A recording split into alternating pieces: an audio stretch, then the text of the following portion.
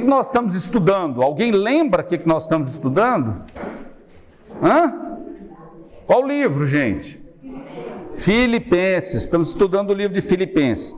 Hoje nós vamos estudar o livro de Filipenses, capítulo 3, versículos 1 a 11.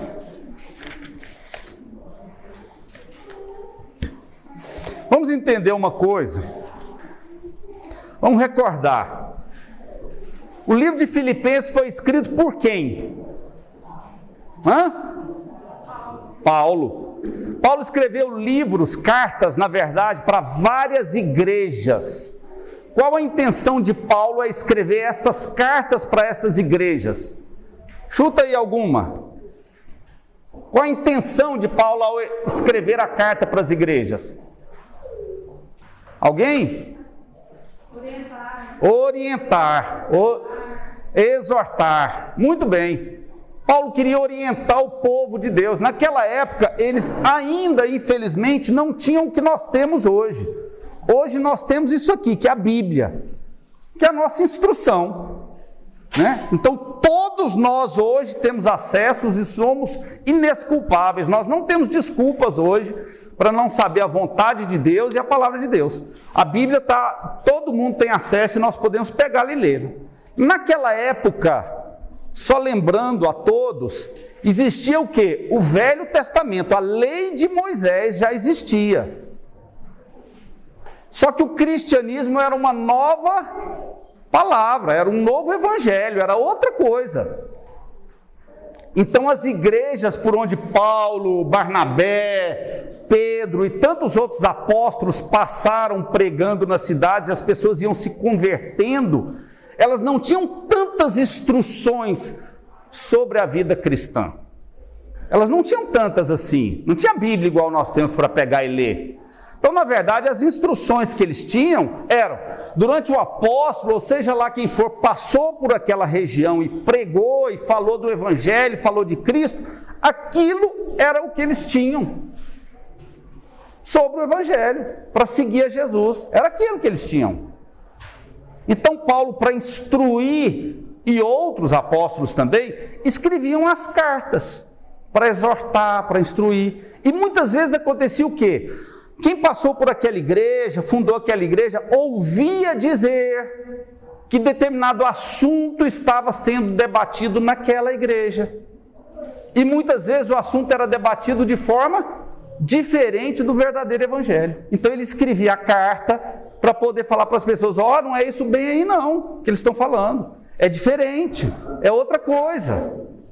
E para completar, existiam, e isso é o que nós vamos estudar hoje, existiam os chamados maus obreiros.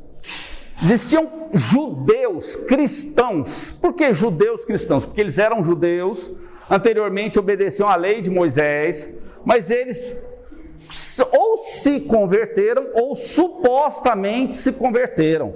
Mas o que aconteceu?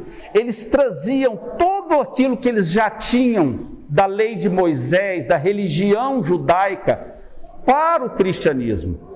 Então era meio que um sincretismo. O que é um sincretismo, gente? É uma mistura.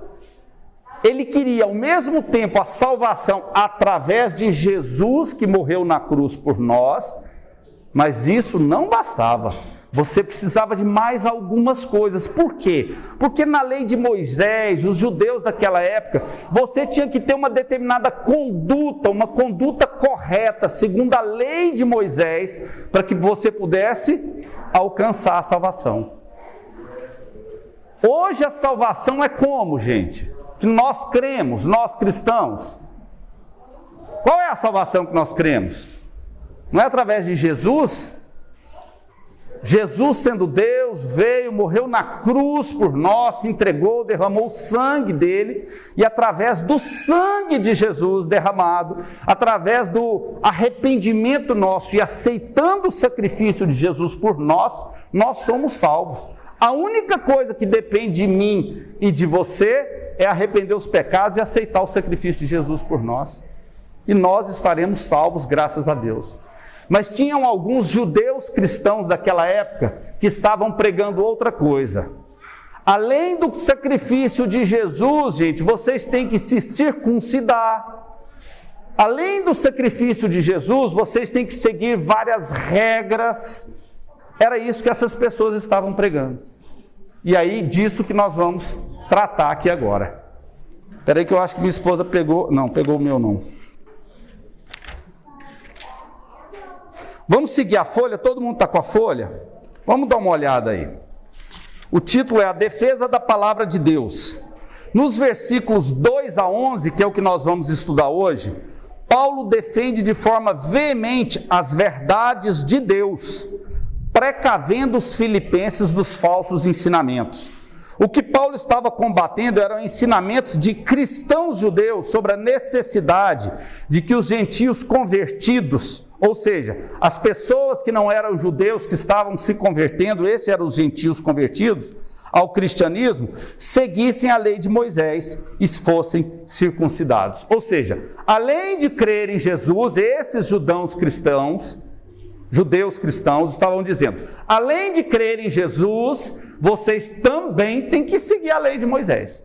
Lei de Moisés, gente, era vários ensinamentos, várias práticas, várias coisas que as pessoas tinham que fazer. Quem faziam essas coisas? Os judeus, que não criam em Jesus e tinham a religião deles desde Abraão, que vinham essas regras, foram construídos, era a lei dos judeus. Estes fatos estão descritos onde? Em Atos 15. Vamos ler lá em Atos 15, antes da gente começar no nosso texto de Filipenses. Vamos abrir em Atos 15, para ver o que aconteceu lá.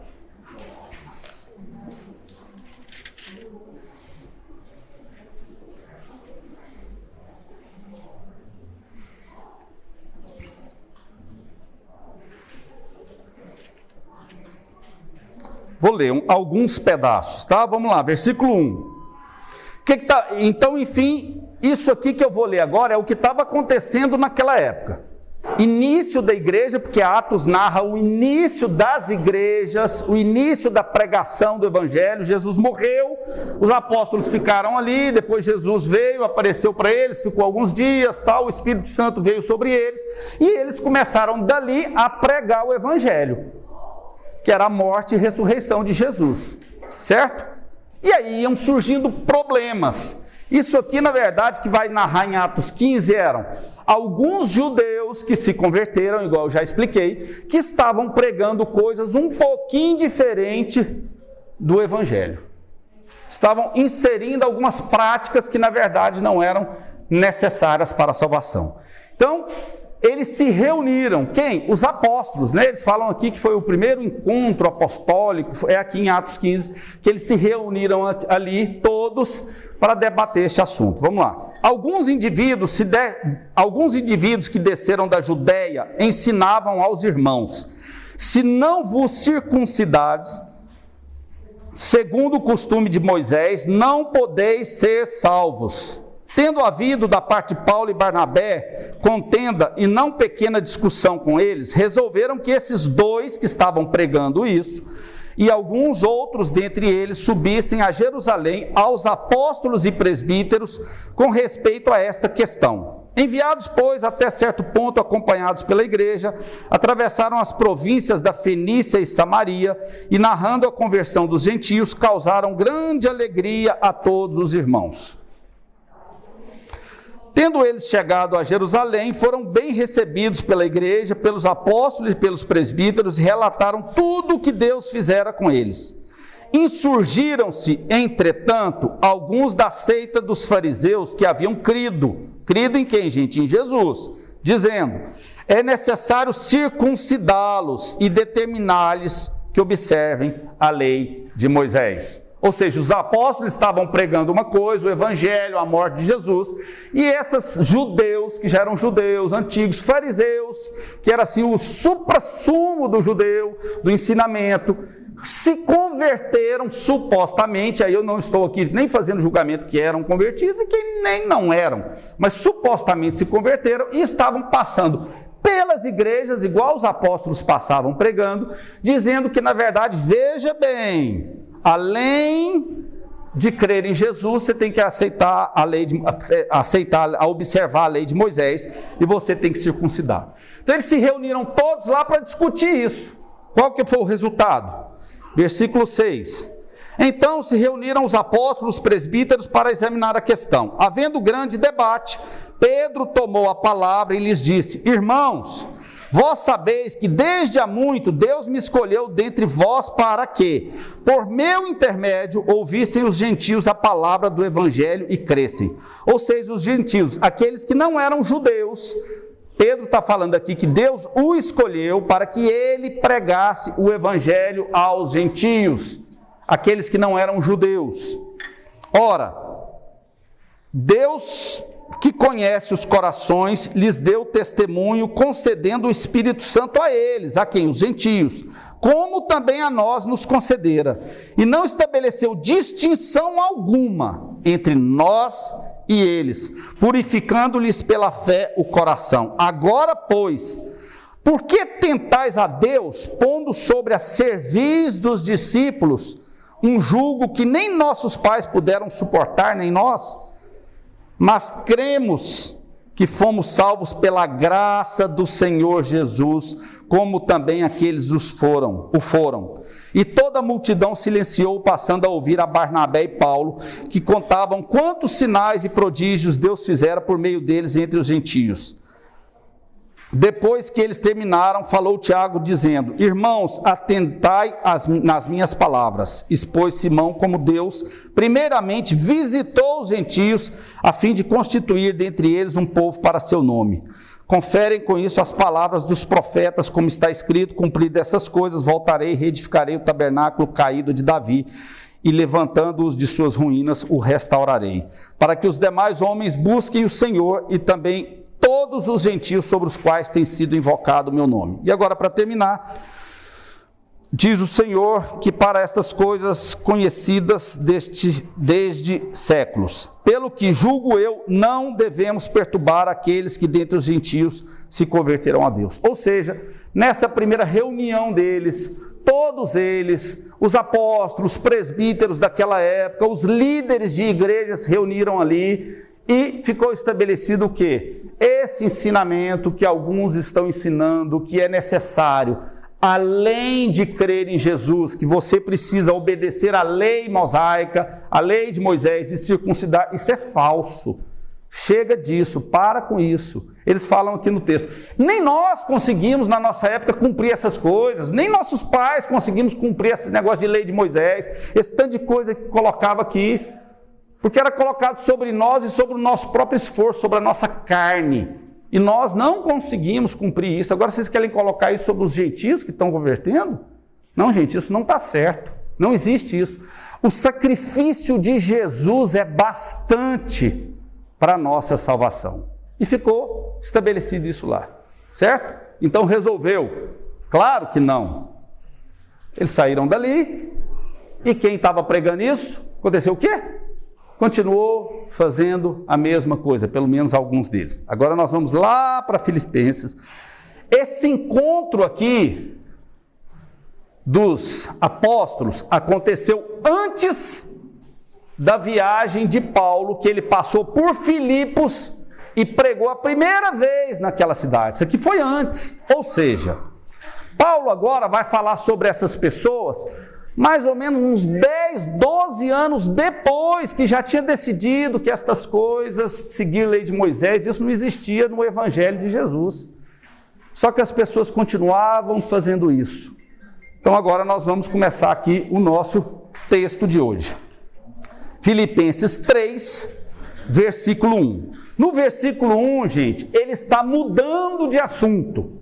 Ele vinha tratando de um assunto, ele vinha dizendo na carta para os filipenses que ele iria enviar Timóteo para estar com eles, porque como nós sabemos e estudamos, Paulo estava preso, possivelmente em Roma, na cadeia, ia ser julgado, possivelmente ia ser condenado. Ele tinha uma esperança muito grande e estava orando para ele não ser condenado, para ele poder ir visitar os filipenses, sair livre, continuar pregando. Mas o que aconteceu foi que ele foi condenado e foi morto. Mas ele tinha essa expectativa que não. Então ele estava escrevendo a carta e disse para os filipenses: eu estou mandando por enquanto eu estou preso aqui, o Timóteo aí para estar com vocês. E vou mandar de volta aquele servo que vocês mandaram para cá para trazer um monte de coisa, que era Epafrodito.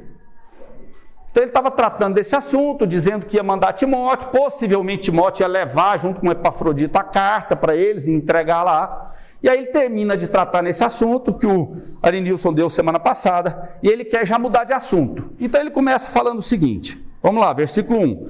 Quanto ao mais, irmãos meus, alegrai-vos no Senhor. A mim não me desgosta e é segurança para vós outros que eu escreva as mesmas coisas. Agora ele continua fazendo, porque possivelmente ele já tinha enviado uma outra carta ou falado lá pessoalmente dessas pessoas que estavam pregando essas coisas erradas. Então ele fala o seguinte aqui na carta: eu vou escrever de novo, vou falar para vocês de novo as mesmas coisas. E aí a gente começa aqui no versículo 2. Acautelai-vos dos cães, acautelai-vos dos maus obreiros, acautelai-vos da falsa circuncisão, porque nós é que somos a circuncisão, nós que adoramos a Deus no Espírito e nos gloriamos em Cristo Jesus e não confiamos na carne. Gente, olha que interessante. Isso aqui é um pouco duro, né? E eu digo que é um pouco duro porque eu aqui imagino que Paulo estava irado. Porque ele saiu rasgando aqui nesse pedaço aqui. Ele chamou outras pessoas que estavam pregando um evangelho distorcido de quê? Cães, maus obreiros. É meio que ele fez um xingamento para eles aí, né? Ele saiu porque ele estava muito irritado, muito irado com essas pessoas.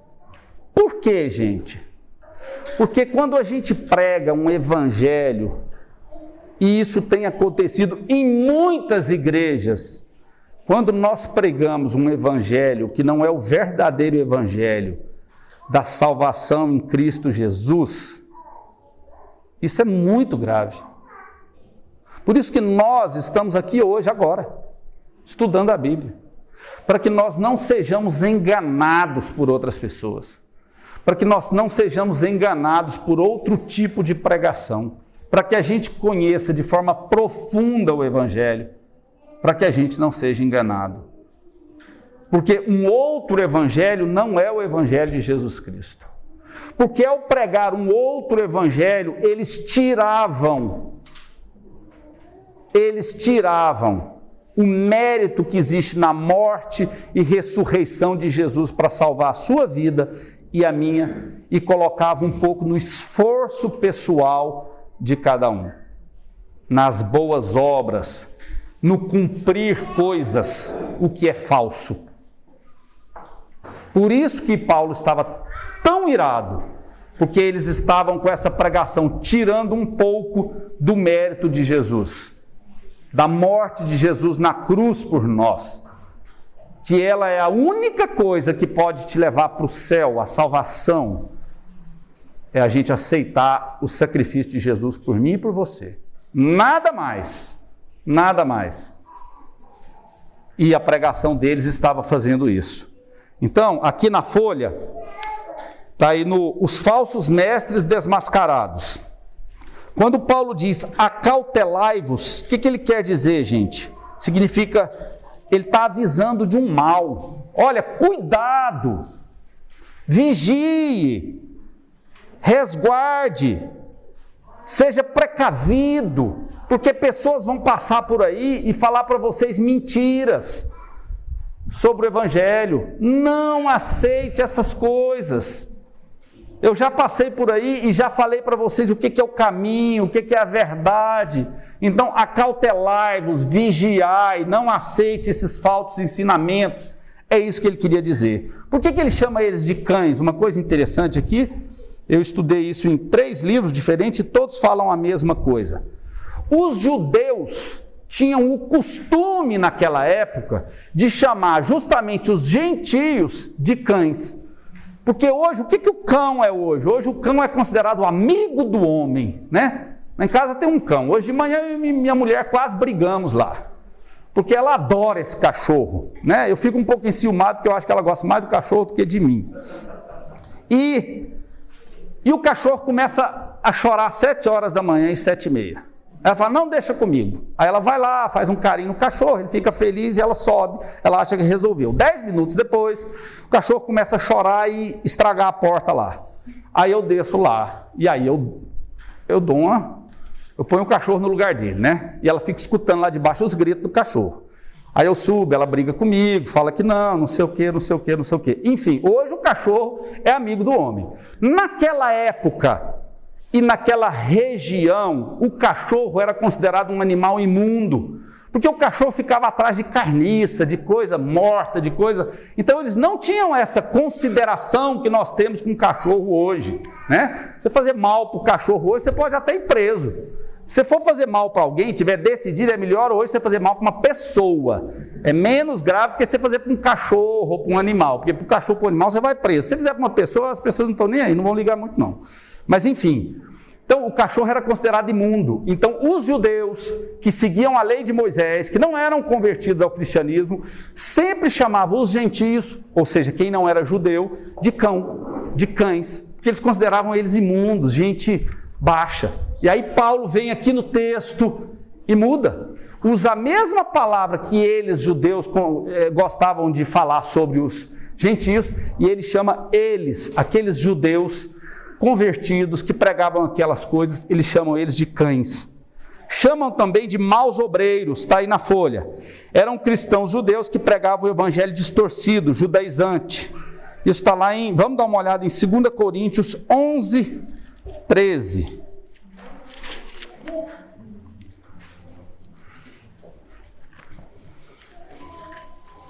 Se alguém já abriu, pode ler para nós. Porque tais falsos apóstolos são obreiros fraudulentos, transfigurando-se em apóstolos de Cristo. Exatamente. Eles são obreiros fraudulentos. Ele falou sobre esses maus obreiros, gente, em muitos dos livros que ele escreve.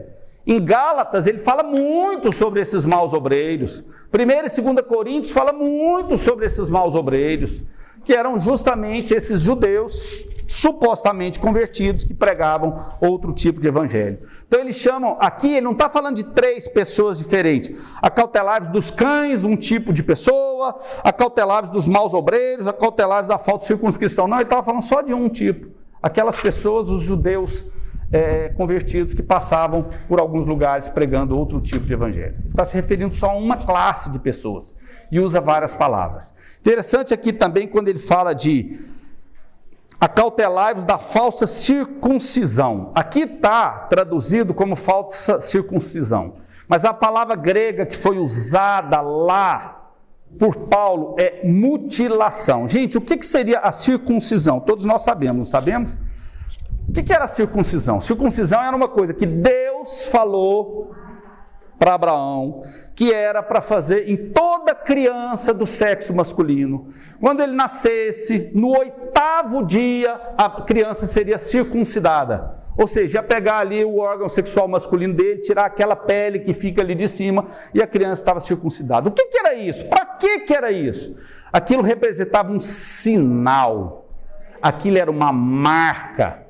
Uma marca de quem? Uma marca do povo de Deus.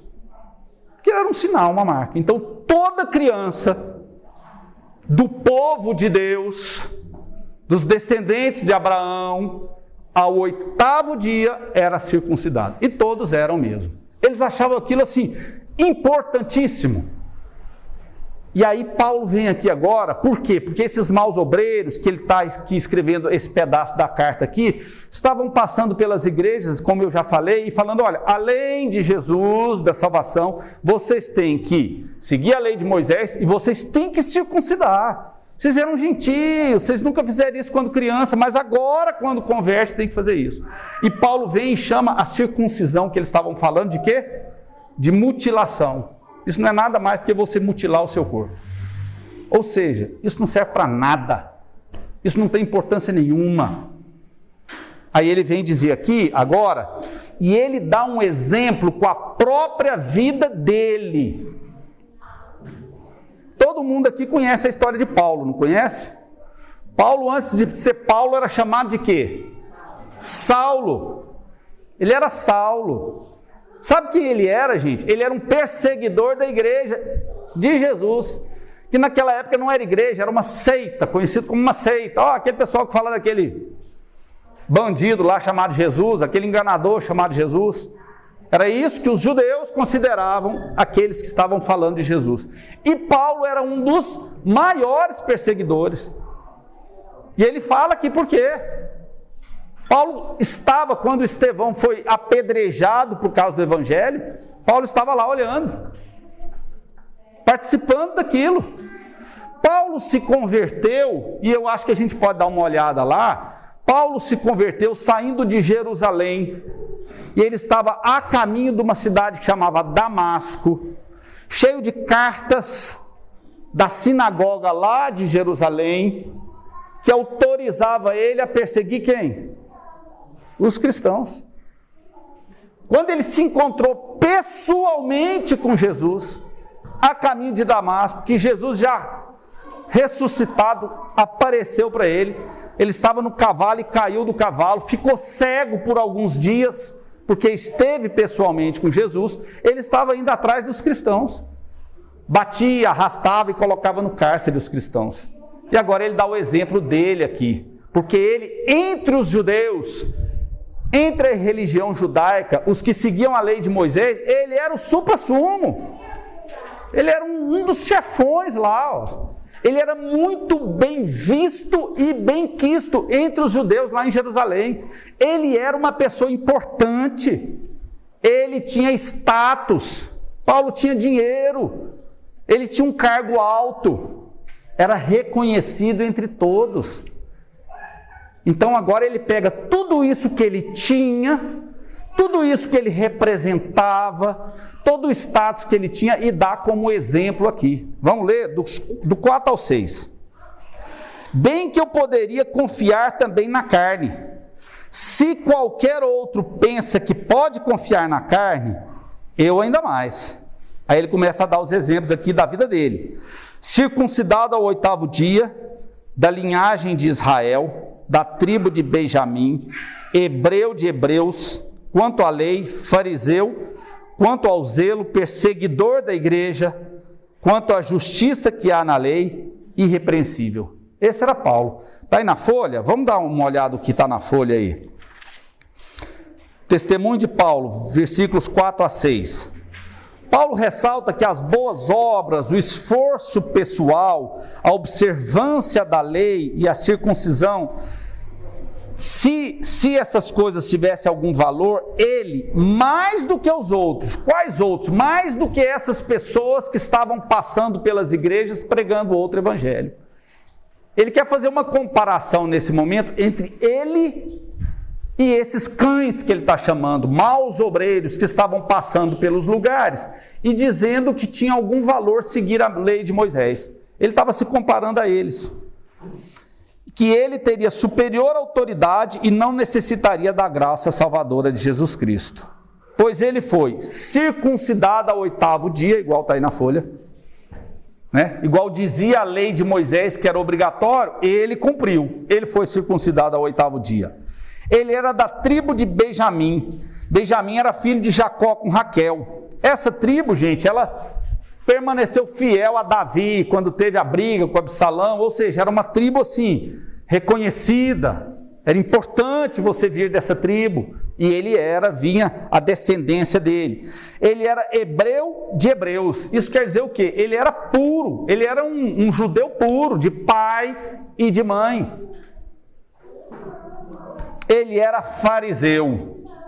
Hoje quando a gente fala que alguém é fariseu, quer dizer que é o quê, né? Pessoa meio fingida, né? Uma pessoa que fala que vive de um jeito, se mostra de um jeito, mas na verdade é de outro, um cara meio mentiroso. Naquela época, igual eu já disse aqui, fariseu era quem tinha alcançado o ápice da experiência religiosa. O fariseu era o ideal mais elevado, eles tinham várias classes lá, saduceu, sei lá o que, fariseu, e fariseu era assim, era o topo do conhecimento da lei de Moisés, de quem tinha uma vida correta. Então ele fala, eu fui circuncidado ao 8º dia, eu era da tribo de Benjamim, eu era puro, hebreu de hebreus, eu era fariseu, eu tinha zelo. Zelo quer dizer o seguinte, está aí, defensor das doutrinas ortodoxas, perseguidor das seitas. É isso que ele fazia. Por isso que ele estava a caminho de Damasco quando ele se converteu, porque ele estava perseguindo as seitas. Qual seita? Essa seita que falava de um tal de Jesus aí, que era Deus, não sei o quê, que era considerado uma seita, ele estava perseguindo. Gastava o tempo dele, ele era tão zeloso quanto a lei de Moisés, quanto a religião, que ele gastava o tempo e o dinheiro dele indo atrás de cristãos para prender cristãos, porque estava pregando outra coisa que não era o judaísmo, que não era a lei de Moisés. Aqui fala no final, justiça que há na lei. Quer dizer o quê? Que ele guardava as leis, ele guardava as tradições. Ou seja, ao final, gente, nesse versículo 4 a 6, Paulo quer dizer o seguinte: se existe alguém que conseguiria se salvar sem Jesus, se existe, esse alguém era eu. Não são essas pessoas que estão passando por aí, falando da lei de Moisés, não. Se existe, era eu. Só que aí agora ele vem falar aqui, por que ele precisou de Jesus. Ele vem falar aqui agora que tudo isso que ele tinha, o status que ele tinha, o reconhecimento que ele tinha, o conhecimento que ele tinha, a linhagem que ele vinha, tudo isso, perante o Evangelho, não significou absolutamente nada. Nada disso que ele trazia, nada disso que ele tinha, ajudou em absolutamente nada na salvação dele. Mas que a salvação dele e a nossa se devia exclusivamente na graça de Jesus Cristo. E mais nada além disso. Nada. Então ele demonstrou, e ele não gostava muito de ficar falando, não que ele tivesse vergonha, mas ele não gostava de ficar falando muito do passado dele, quando ele era perseguidor, mas ele usou esse exemplo aqui, para mostrar para eles, olha, se tem alguém que, segundo eles estão falando de boas obras, essas coisas, poderia se salvar, esse alguém era eu. E vamos ver o que ele fala aqui? Versículo 7. Mas o que para mim era lucro, o que era lucro para ele, gente? Lucro para ele era ter sido circuncidado ao 8º dia, ele ser da tribo de Benjamim, ele ser hebreu de hebreus, fariseu, ele ter o zelo, justiça que há na lei, tudo isso para ele, antes da conversão dele, era lucro. Então, mas o que para mim era lucro, isto considerei perda por causa de Cristo. Tudo para ele virou perda. Nada para ele tinha mais valor. Deixa eu mostrar uma coisa para vocês. Quem quiser abrir, eu vou ser bem rápido. Em Atos 9.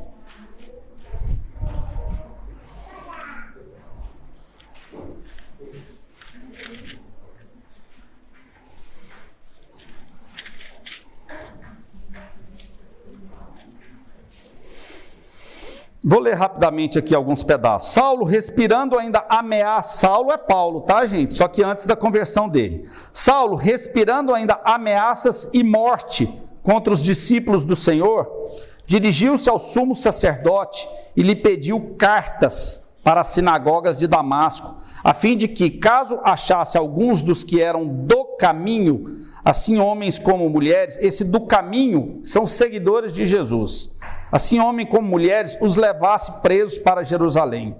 Segundo ele, estrada fora, ao aproximar-se de Damasco, subitamente, uma luz do céu brilhou ao seu redor, e caindo por terra, ouviu uma voz que lhe dizia: Saulo, Saulo, por que me persegues?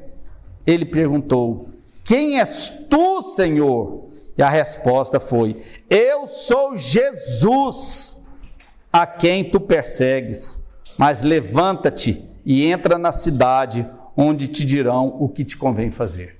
Aí aqui mais para frente, no versículo 15, aí Saulo, na época foi para essa cidade, ficou lá, Deus falou com um cristão da época que chamava Ananias, em sonho, e disse: vai lá, procura um tal de Saulo e fala com ele algumas coisas que eu vou te dizer. E o Ananias falou: peraí, Senhor, Saulo? Saulo não é aquele cara que está atrás da gente aí, para pegar, prender, matar, esfolar? Como que eu vou lá falar do evangelho para esse cara? Olha o que Deus falou para Ananias aqui no versículo 15. Mas o Senhor lhe disse: vai, porque este é para mim um instrumento escolhido para levar o meu nome perante os gentios e reis, bem como perante os filhos de Israel. E agora o 16, aí que é duro. Pois eu lhe mostrarei quanto lhe importa sofrer pelo meu nome. O chamado de Paulo não era um romance que a gente vê nos filmes e nas nossas séries, não. Negócio legal pra caramba, não. Deus falou, deixa, Ananias, eu vou mostrar para ele o tanto que importa sofrer pelo meu nome. Estou lendo essa parte porque nós vamos entrar numa parte agora que Paulo fala um pouco do evangelho, de como nós devemos viver. E ele foi chamado, não foi para a glória não, ele foi chamado, foi para o sofrimento, enquanto ele estava aqui. Hoje ele está na glória, hoje ele usufrui a presença do Pai, né? Sem entrar no mérito se aqueles que morrem antes da segunda vinda de Jesus já estão com Jesus, não estou entrando nesse mérito, mas hoje ele já descansa, hoje ele já tem o lugar dele. Mas enquanto ele aqui esteve, ele foi chamado, foi para o sofrimento, foi para a dificuldade. Versículo 8. Sim, deveras considero tudo como perda, por causa da sublimidade do conhecimento de Cristo Jesus. Gente, depois que ele teve esse encontro que nós lemos aqui a caminho de Damasco, depois que ele conheceu o Senhor Jesus pessoalmente, depois que ele conheceu aquele que era Deus, se fez homem e veio por causa de cada um de vocês, por minha causa. Depois que ele conheceu aquele que se entregou numa cruz, que morreu por causa do seu pecado e do meu. Tudo que ele tinha até então conquistado, Paulo, todo o status que ele tinha, todos os bens que ele tinha, todo o dinheiro que ele tinha, toda a posição que ele tinha lá em Jerusalém, de fariseu, tudo isso para ele não valia mais nada. Ele considerava tudo isso lixo. Isso é um desafio na nossa vida hoje. Onde nós colocamos o nosso valor? Em quê? Naquilo que você já conquistou? Naquilo que você tem? Está vivendo para quê? Em que eu e você colocamos o nosso valor, o seu suor do dia a dia, para quê? O quão você luta pelo Evangelho e o quanto você luta para ter um status, ter um nome, ter coisas, ter bens, ou aquele que não tem nada também, sua preocupação está em quê? Porque Paulo considerou tudo que ele tinha nada, perda de tempo, lixo, porcaria. Porque o que tinha valor para ele agora era a sublimidade do conhecimento de Cristo. Aqui a gente fala, o verdadeiro valor de Cristo aí na folha,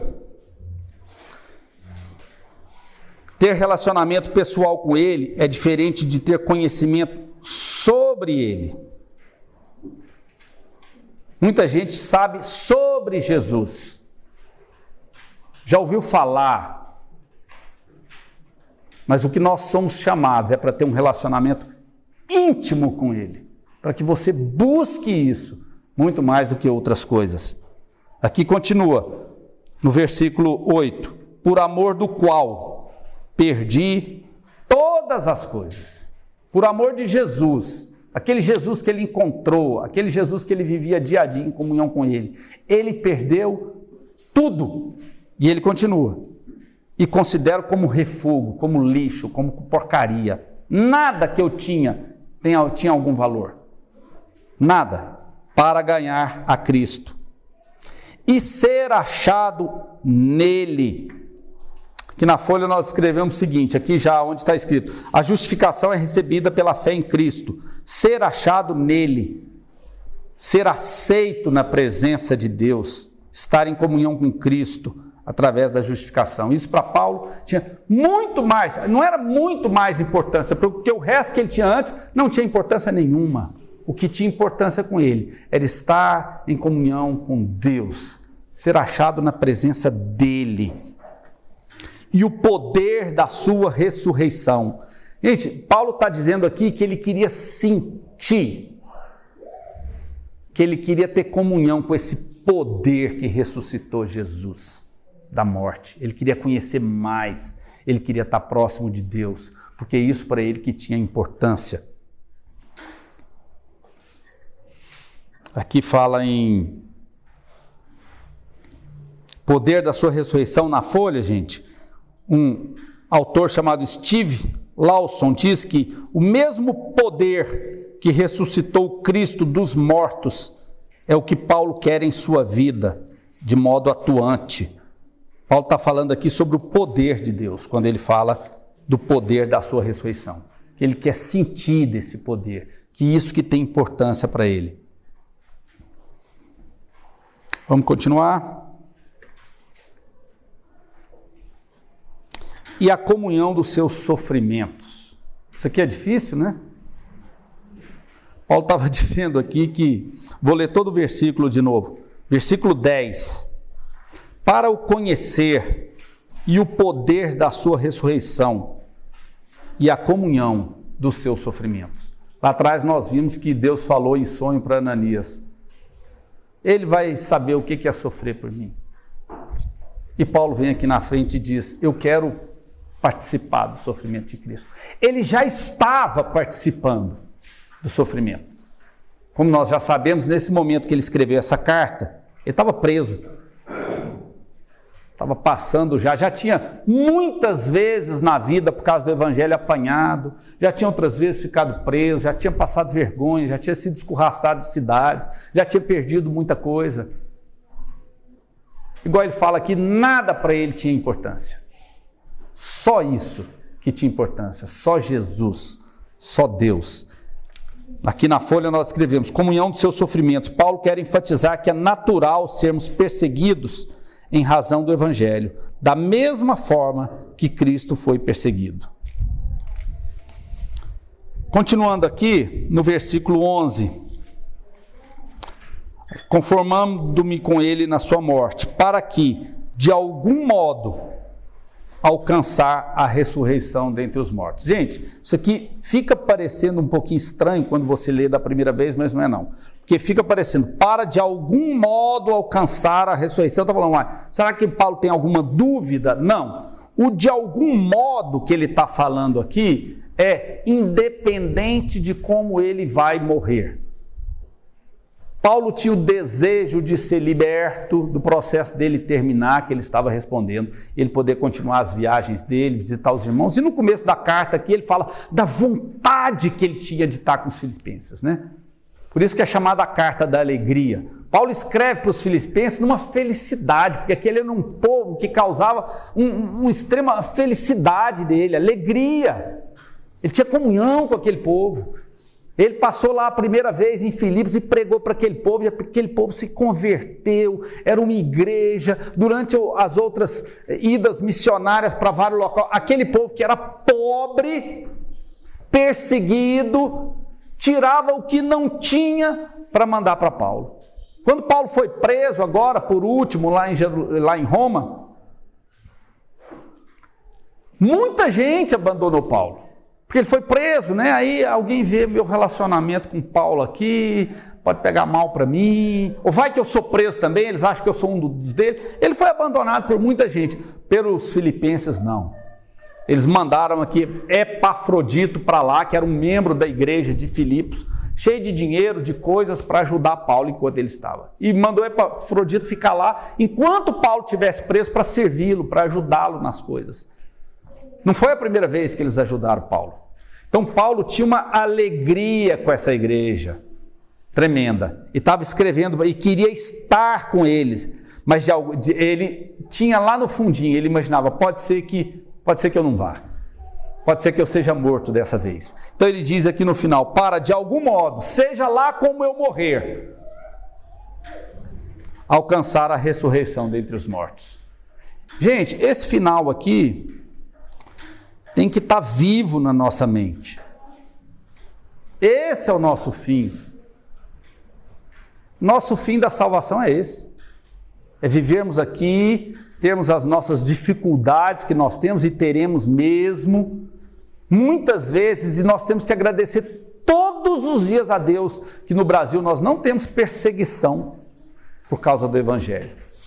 Por enquanto, orem pelos seus filhos e pelos seus netos. Isso está mudando um pouco. E creio eu que vai mudar bastante ainda. Nós não teremos dias mais fáceis, nós teremos dias mais difíceis. Por isso que isso aqui é muito importante. Por isso que você precisa, você pai e mãe que está aqui hoje, trazer o seu filho na igreja, para que ele esteja no caminho. Porque muitos ensinamentos errados, como tinha naquela época, e Paulo está batendo nisso, nós temos hoje. E você, a responsabilidade hoje é sua, de trazer o seu filho e colocar ele no caminho correto, no caminho de Deus. Porque pode ter certeza que lá fora ele já está escutando muita besteira e muita coisa ruim. E nós teremos dias maus. Está mudando, o mundo está mudando. Os valores do mundo agora estão ficando um pouco difíceis. Nós começamos a ter que aceitar muita coisa errada que é contra a palavra de Deus. A gente vê aí todos os dias. Quem participa de rede social, quem está lendo as notícias, todos os dias tem direitos sendo reconhecidos que é contra a palavra de Deus. E se você se coloca contra esses direitos, você está contra a sociedade, você é atacado. Então nós teremos que começar a defender aquilo que nós cremos e incutir isso na cabeça dos nossos filhos. Nós já estamos tendo ensinamentos, né? Tudo é em nome do amor hoje, né? Ah, mas não é amor. Esse Deus que vocês creem, Jesus não é amor. E aí, em nome do amor, você tem que aceitar um monte de coisa errada. Nós não podemos perder o nosso alvo, que é Jesus Cristo. Paulo diz aqui que tudo que ele tinha era lixo antes de conhecer Jesus. Diante da magnitude, diante do resplendor de Jesus, daquilo que ele alcançou quando ele converteu, ele considerava tudo mais lixo, porcaria, não servia para nada, diante daquele sentimento que o Espírito Santo habitava nele e fazia toda a diferença e trazia aquela paz, aquele amor que o Espírito Santo traz para cada um de nós. Agora eu quero ler, aí no começo da folha, está escrito: Hernandes Dias Lopes escreve que também em nossos dias a verdade de Deus tem sido atacada. Esses ataques não vêm apenas dos insolentes críticos da fé cristã, mas daqueles que infiltram na igreja com falsa piedade e perigosas heresias. Estamos vendo com profunda dor a igreja evangélica brasileira deixando o antigo evangelho, o evangelho da cruz, para abraçar o evangelho híbrido, sincrético e místico. Um evangelho centrado no homem e não na consumada e bendita obra de Cristo. Precisamos também nos acautelar. E essa é a nossa oração para hoje. Vamos orar, gente, que o culto já vai começar lá. Senhor Deus, mais uma vez, nos colocamos diante do Senhor e clamamos ao Senhor em nome de Jesus, que o Senhor dê força para cada um aqui presente e a mim também, para que possamos lutar pelo Evangelho, pelas verdades do Evangelho. Senhor Deus, que possamos enxergar aqueles que se infiltram nas igrejas para pregar outras coisas. Senhor, que possamos nos acautelar daqueles pensamentos centrados em nós mesmos, para que a gente possa viver, como Paulo disse aqui, o verdadeiro Evangelho, para que a gente possa viver de modo digno do Evangelho, nós tenhamos uma vida centrada no Senhor, que saibamos todos nós, da graça do Senhor é bastante para nos salvar, Senhor Deus, não precisamos de outra coisa, Senhor Deus, e que o Senhor seja o centro da nossa vida. Nós oramos que o Senhor nos abençoe, que o Senhor nos guarde, em nome de Jesus. Amém.